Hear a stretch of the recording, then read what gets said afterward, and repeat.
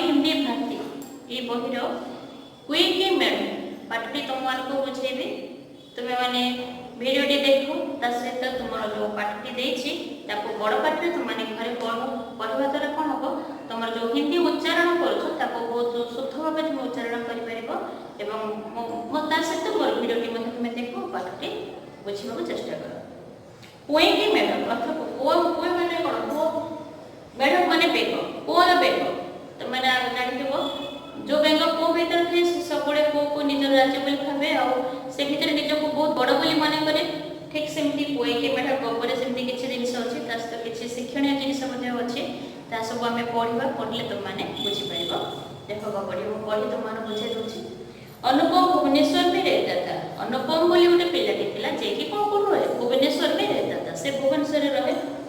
एक दिन उसकी नानी उनके घर आई गोटे दिन कौन जी नानी घर को आसते अनुपम बहुत खुश हुआ जेहेतु घर को नानी आसते साधारणतः आम मान घर को आम अजा मैंने आसले आम बहुत खुशी हो सेमती नानी मैंने आई अनुपम घर को आई आसते तो अनुपम बहुत खुशी हुई।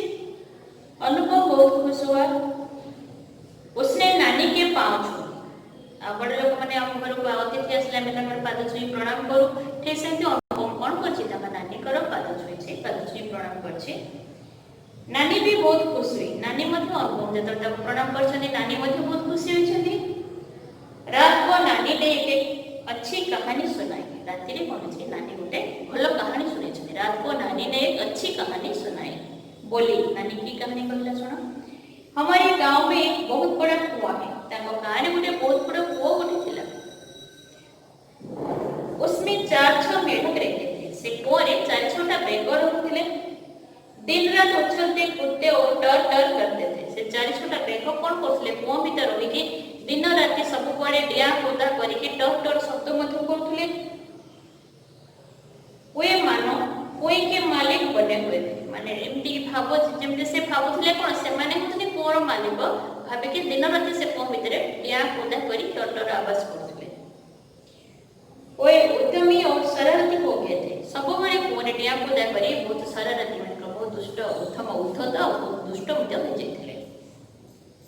एक बार भारी वर्षा हुई गोटे थरा कोन छी बहुत जोरे वर्षा हला कुएं में पानी भर गया और बाहर आने लगा जेहेतु बहुत अधिक वर्षा है तो कुआं कौन पानी भर्ती है पानी भर्ती पानी को बाहर को आसे पानी के उस बाढ़ में मेढक बाहर निकल आए जो पानी भर्ती है कि कोड़ो बाहर को आसला तो से पानी रे कौन बेग गुड़ी को मध्य बाहर को पड़े आसला बाहर की खुली दुनिया उनके सामने थी सब से बेग गुड़ी को कुआं भीतर थे बर्तमान वर्षा पानी से बाहर को आसती बाहर दुनिया ताका आगे थिला वे खुशी से बहुत खुशी हो गले जेहेतु बाहर दुनिया से देखुछथि इधर उधर उछलने लगे यार सरो ज्ञान खुदा सब कले बेग गुड़ी को उनमें जो सबसे ज्यादा शरारती था किसी का सुनता न था से जो बेग भीतर बहुत दुष्ट थे अधिक दुष्ट थे जो बेगटा अधिक शरारती था अधिक दुष्ट था से का कथा सुनु नथला वो सड़क पर खुदक रहा था से बेगटा कौन रास्ता रे बेस जोर जोर डेउथला जेहेतु रास्ता को नरे प्रथम थर आसी रास्ता रे से डेउथला अचानक एक गाड़ी आ गई हठात पड़े तो गोटे गाड़ी रास्ता अच्छी गाड़ी मोटर जीव हठात गोटे गाड़ी रास्ता आसला वो एंड कर उछलने लगा तो पहिए के नीचे जा गिरा बच गया से बेसी गर्व करके जेहेतु बाहर को आसी डेउथला तो डेइबा समय कौन से गाड़ी रो चौक पाखु आसी किंतु तार भाग्य बोले से बच गया। दूसरा अपने को बड़ा बजरंगबली मानता था द्वितीय बेगटी आ गोटे बेग निजको बजरंगबली माने हनुमान बजरंगबली बोली कहू तो द्वितीय बेगटी निजको बेसी साहसी बेसी बलवान बेसी ताकतवर बोली से भाबुथला लंबा कुत्ता था से द्वितीय बेगटी कौन छी लंबा लंबा बेसी आगो को से डेउथला इतने में एक सांप मुंह बाय आ पहुंचा इस समय बेसी लंबा लंबा डेई का से बेगटा जाउला गोटे सांप गोटे आसी सांप मुंह में बाय आ पहुंचा मेढक छिपकर बच गया साप जो आसला देखी बेगटी तार भाग्य भल से कौन कला लुचिकी बची गला मेढक छिपकर बच गया। तीसरा भी बड़ा घमंडी था आ गोटे तृतीय बेग तार से मत बेसी घमंडी बेसी गर्वी थिला तृतीय बेगटी छाती फुलाकर कहता मेरी बराबर करने वाला अभी पैदा नहीं हुआ सब छाती फुले कहला मोर बराबर करने एपर्यंत किए जन्म ही ना मोर सामना करिया पे एपर्यंत के जन्म होई नथि एमती छाती फुले फुले से कहूतला। तभी उधर से एक साइकिल सर से निकल गई। से छाती फुले इतने जोरे गर्व करी कहयो समय से सामने साइकिल से रास्ते चली गला। मैडम की पिछले टाइम फुट गई से साइकिल चलने की के उड़ी जाई से समय से बेगर पछ गोडा साइकिल रे टिके रही गला तो पछ गोड तार भागी गला। पास के ऊपर एक लड़की अपने बच्चों के साथ ये सब देख रही थी। पाखरे आ गोटे डो माने कोहेडो गोटे हिडो रे आ गोटे बेनो छुआ कोन लड़की माने और मां बाबा तार छुआ माने सहित ये सब दृश्य गुडी देखुथला। उसने अपने बच्चों से कहा, देखो बच्चों, खबरदार बाहर निकलो तो अपने को बचाना सीखो। से ता छुआ माने कहूची देखो एबे को गुडी कर अवस्था देखिला देखि ता छुआ कहूची देखो जमिति बाहर को बाहरिबो ताले प्रथमे निज को बचाइबा सीखो। संभल कर चलो, आफत से बचो। सब निज को संभाल के चलो आउ आफत जो विपद आपद आसीबो से समय तुम निजे बचबा को चेष्टा करबा। आफत तुम रक्षा पाए निजे चेष्टा करो। ये सुनकर अनुभव दुखी हुआ। एक गपटी सुनी के अनुभव मन दुख गला, लेकिन डरा नहीं। उसने नानी से पूछा, नानी जी, हम घर से बाहर निकले तो क्या करें? अनुभव डरलानी कि नानी को पचार आम यदि घर बाहर को बाहर ताहले कौन करें? नानी ने समझाया, देखो बेटे, पहली बात है कि अपने को काबू में रखना। देखो प्रथम कथा है प्रथमे निज को निजर काबू करबा, निज को आयत्त रखिबा। इसका मतलब है कि अपने को बड़ा न मानना। निज को हमें के माने किपरि काबू रे रखिबा? कारण हम जतने हमें निज को बड़ा बोली भाबिबानी, हमें भाबिबा हां हमठु मध्य बड़ लोक दुनिया रे अछथि। यह विनय का भाव है, गुस्सा न करना। विनय एटा होची हम निज को जते हम बड़ न भाबे एटा होची गोटे विनय रो गोटे भावना। आ गुस्सा न करना मतलब टिके को रागे जीवन है। घमंड न करना, घमंड माने गर्व, हमें गर्व मध्य करबा नहीं। ऐसा बर्ताव सबको अच्छा लगता है। तमे कहा को रागी बनी गर्व करबनी तो ये जो ऐसा बर्ताव माने व्यवहार, एमती व्यवहार समस्त को भल लागे। तुम विनयी होगे तो दूसरे तुमसे प्यार करेंगे। तुम ये विनय भावना रे समस्त सहित नम्रतार सहित कथा हो अन्य माने कोन करे तुमको मध्य भल पाइबे। तुम विनयी होगे तो दूसरे तुमसे प्यार करेंगे, अन्य माने तुमको मध्य भल पाइबे। दूसरी बात, कीड़े मकोड़े और जानवर अपने को बचाते हैं। आ गोटे द्वितीय कथा कहते कीड़े मकोड़े छोटे छोटे पोक जंतु माने और जानवर माने कोन पशु माने समस्त निज को बचाते, लेकिन आदमी के बच्चे दूसरों के साथ मिलजुल कर रहना सीखते हैं। किंतु मनुष्यर छुआ माने कोन करते सब जो अन्य पशु माने कोन निज को बचाते अलि रुचि छपी कर रहते, किंतु मनुष्य छुआ सब बड़े चाहे कोन अन्य मानक सहित सांग साथी रहे समस्त सहित मिलमिश रहे मनुष्य चाहे। लेकिन आदमी के बच्चे दूसरों के साथ मिलजुल कर रहना सीखते हैं। घर में माता पिता की बात मानना कौन कौन काम करबा को अछि कहउछथि नानी। घर में माता पिता की बात मानना, घरे माँ बापा जहाँ कहते से कथा मानिबा उचित। भाई बहनों के साथ रहना और भाई भौणी के सहित मिलमिश के रहबा। स्कूल में मित्रों के साथ अच्छा बर्ताव करना, स्कूल रे संग मन सहित अच्छा बर्ताव माने कोन भल व्यवहार करबा उनको सीखना चाहिए। ये सब जिनिस जब मनुष्य पिता को आदमी के बच्चे को सीखना चाहिए, प्रत्येक मनुष्य मान को सीखा उचित। घर हो या बाहर तुम्हारा व्यवहार दूसरों को बुरा न लगे एमती व्यवहार करो। घरे रुह कि बाहर रुह भल व्यवहार करो, जोटा कि अन्य को खराब लगे। केमती लगे जब आम भल व्यवहार कले ताले समस्त को भल लगे, क्या खराब लगे ना। घर या बाहर तुम्हारा व्यवहार दूसरों को बुरा न लगे, किसी को असुविधा न हो, किसी का दिल न दुखे, ईश्वर सावधान रहना। क्या असुविधा हेनी, कहार दिल न दुखे मैं कार हृदय को कष्ट पहुँचबनी।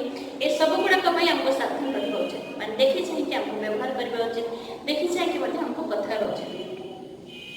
दूसरों से झगड़ना, नाराज होना, गाली गलौज करना, चिल्लाना, जीत करके अकड़ना, बिना पूछे दूसरों की चीज छूना, ये सब गुड़ा जिन दूसरों से झगड़ना माने अन्य मन सहित आम झगड़ा करवा। नाराज होना माने आम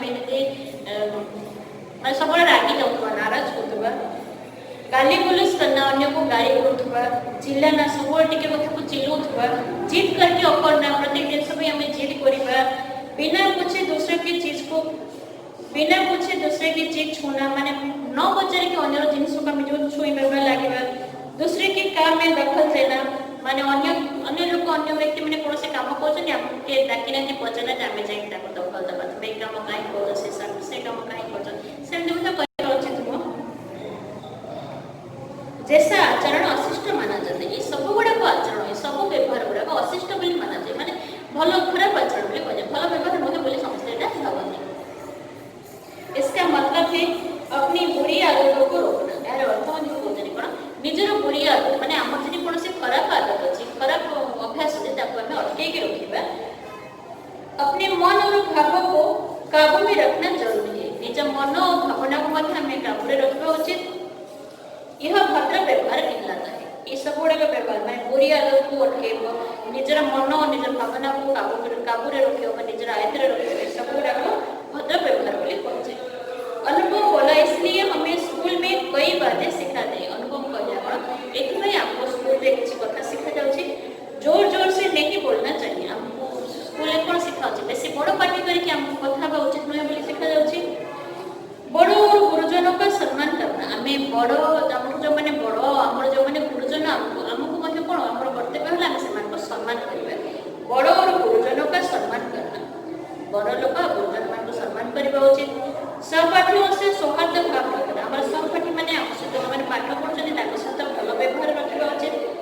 छोटों को स्नेह करना अपनी बारी का इंतजार करना आम मान जो मैंने स्थान से स्नेह करवा अपनी बारी का इंतजार करना माने आम निज पारी आसले आम काम करने आमको अपेक्षा करने पड़ो। अनुशासन मानकर लाइन बनाकर चलना चाहिए। यदि कौन सी आम जगह को जाऊे नियम मानिक आमको लाइन करके आमको जाना चाहिए। स्कूल के नियम ट्रैफिक के कानून नहीं तोड़ना चाहिए। स्कूल जो नियम मानवा उचित। ट्रैफिक जो नियम थी मानवा उचित है ना। नानी बोली हाँ बेटा तुम तो होशियार हो जान लो अपने अच्छी बर्ताव से लोग दोस्त बनेंगे। नानी कहते हाँ हाँ हाँ बेटा तुम तो होशियार हो तुम्हें होशियार हो तुम सब जान अपने अच्छी बर्ताव से लोग दोस्त बनेंगे। निजर भल व्यवहार जो कौन करते सांग मिसी कहते बुरी आचरण से दुश्मन बन जाएंगे। आम जी खराब व्यवहार करें लोग कौन आम दुश्मन बा शत्रु हो। यह तुम्हारे काम है। यहाँ तुम्हारा काम कौन जानवर से आदमी अच्छा है पशु ठार मनीष हूँ भल क्योंकि उसका आचरण सभ्य होता है। कारण मनुष्य आचरण बहुत सभ्य अटे। सारा विश्व उसका मित्र हो सकता है। समग्र विश्व समग्र पृथ्वी मनुष्यर मित्रता मनुष्यर सांग हो पारे। नानी कौन को अनुभव को बुझे पाने पाठटी पढ़ी तुम बुझेदेली तुमने वीडियो देख सहित पाठटी बुझ। तापर शब्दार्थ लिखा नानी नानी शब्द अर्थ है माँ की माँ आम जो आई बोली कहे अच्छे नानी लेख नानी शब्द अर्थ माँ की माँ। उद्यमी सरल अर्थ दुष्ट। ढो ढो अर्थ मिट्टी का टीला। काबू काबू अर्थ है संयम। घमंड घमंड अर्थ गर्व। अशिष्ट अशिष्ट अर्थ है असभ्य। अभद्र असभ्य और अभद्र। सौहार्द सौहार्द शब्द अर्थ है मित्रता। दुश्मन दुश्मन शब्द अर्थ है शत्रु। तापरे विचार विश्लेषण कर माने आम जो पाठटी पढ़े तार सार कथाटी विचार विश्लेषण से पढ़ी तुम बुझे दूचे। आदमी घर से बाहर निकलते ही उसे दूसरों के साथ मिलना जुलना पड़ता है। आम जो पाठ पढ़ले पाठ में कौन बुझे गोटे मनीष यदि आदमी घर से बाहर निकलते ही उसे दूसरों के साथ मिलना जुलना पड़ता है। गोटे लोक यदि घर बाहर को आसूचे से कौन कर सहित मिलमिशिकी रोचे मिलमिशी रहा पड़ो से मिलमिशी रही से घर बाहरी पार। दूसरे लोगों के साथ मेल में उसका व्यवहार कैसा है यह सवाल है। यहाँ प्रश्न आसे सब अन्य लोक मान सहित जो से मिसे तार व्यवहार किपर उचित। यह आवश्यक है कि सबको समान मौका मिले और समाज में शांति रहे। यहाँ आवश्यक अटे कौन समस्त को सबको समान मौका मिले समस्त को प्रत्येक कार्य समान सुजोग मिलवा उचित। आएपरी व्यवहार करवा उचित आमको एपरी चलवा उचित जमीक समाज में शांति रोकू केवल आम अशांति करवा उचित नहीं। समाज में शांति रहे।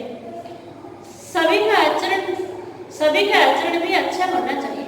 तब सभी का आचरण मैंने कौन समस्त व्यवहार भल होगा उचित। सभी का आचरण भी अच्छा होना चाहिए। यह शिष्टता भद्रता और सभ्यता का तकाजा है। यहाँ हूँ कौन शिष्टता भद्रता और सभ्यतार लक्षण आमको एपरी चलवा पड़ो। आम जो पाठ पढ़ले तार पाठर सार कथाटी दे तुम बुझेदेली तुमने वीडियोटी देख ता सहित पाठटी तुमने भल भाव पढ़। आज क्लास में तुम ये आर परवर्ती क्लास में मुझे प्रश्नोत्तर गुड़िक तुम आलोचना करी प्रश्नोत्तर गुड़िक। ता सहित तुम भिडियोटे कर निश्चय पठेबी। रही धन्यवाद।